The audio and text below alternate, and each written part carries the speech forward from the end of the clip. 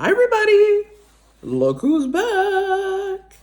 We are about to start chapter 20. Poor Jangles. All dolled up like a marionette. How many dancing rabbits have you seen in your life? Bryce said to Edward. I can tell you how many I've seen. One. You. That's how you and me are going to make some money. I seen it the last time I was in Memphis. Folks put on any kind of show right there on the street corner and people pay them for it. I seen it. The walk to town took all night. Bryce walked without stopping, carrying Edward under one arm and talking to him the whole time. Edward tried to listen, but the terrible scarecrow feeling had come back. The feeling he had when he was hanging by his ears in the old lady's garden. The feeling that nothing mattered and that nothing would ever matter again. Not only did Edward feel hollow, he ached. Every part of his china body hurt. He ached for Sarah Ruth. He wanted her to hold him. He wanted to dance for her. And he did dance, but it was not for Sarah Ruth. Edward danced for strangers on a dirty street corner in Memphis. Bryce played his harmonica and moved Edward's strings, and Edward bowed and shuffled and swayed, and people stopped to stare and point and laugh. On the ground in front of them was Sarah Ruth's button box. The lid was open to encourage people to drop change inside. Mama, said a small child, look at that bunny. I want to touch him. And she reached out her hand for Edward. No, said the mother, dirty. And she pulled the child back away from Edward. Nasty, she said. A man wearing a hat stopped and stared at Edward and Bryce. It's a sin to dance, he said. And then after a long pause, he said, it's a particular sin for rabbits to dance. The man took off his hat and held it over his heart. He stood and watched the boy and the rabbit for a long time, and finally he put his hat back on his head and walked away. The shadows lengthened, and the sun became an orange, dusty ball low in the sky. Bryce started to cry. Edward saw his tears land on the pavement, but the boy did not stop playing his harmonica. He did not make Edward stop dancing.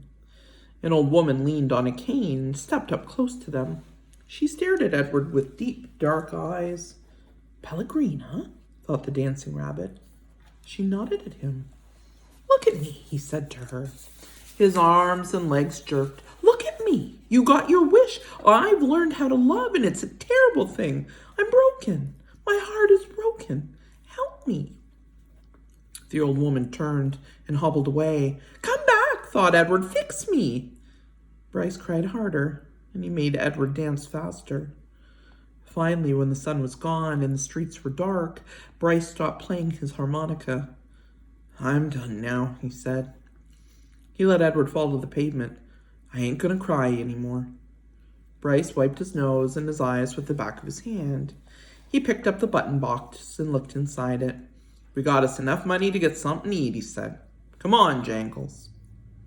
Chapter 21.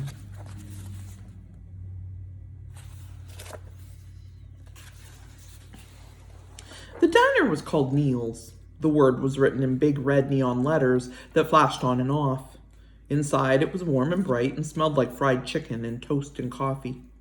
Bryce sat at the counter and put Edward on a stool next to him. He leaned the rabbit's forehead up against the counter so that he would not fall. What are you going to have, sugar? The waitress said to Bryce. Give me some pancakes, said Bryce, and some eggs. Oh, and I want steak too. I want a big old steak and some toast and some coffee. The waitress leaned forward and pulled at one of Edward's ears and then pushed him backward so that she could see his face. This your rabbit? She said to Bryce. Yes'm, he's mine now.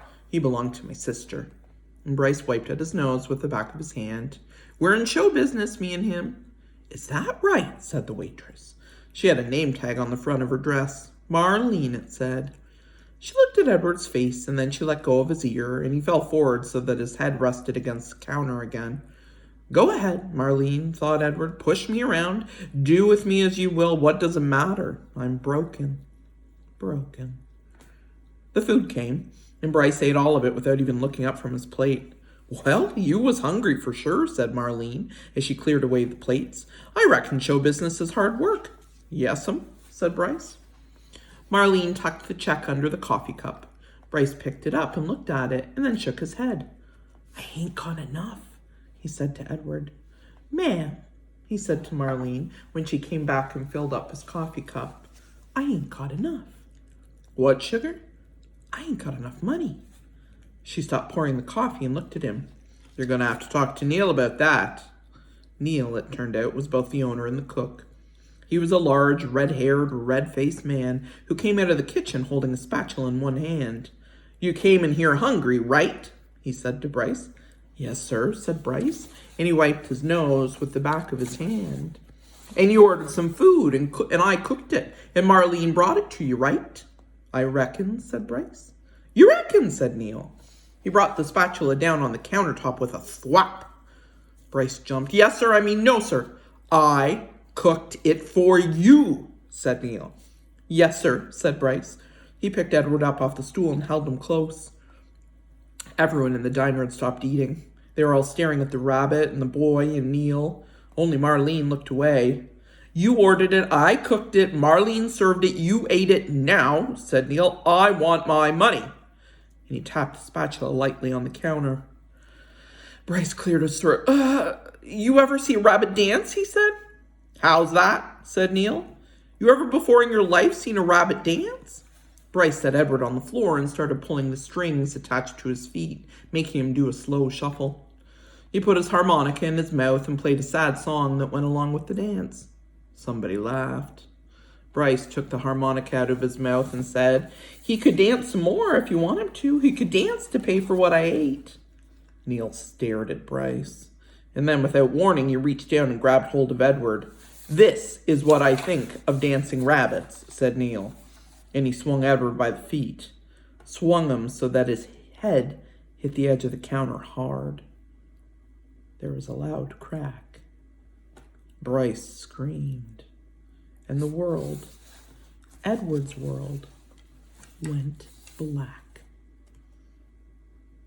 All right. See you again soon. Say bye, Des.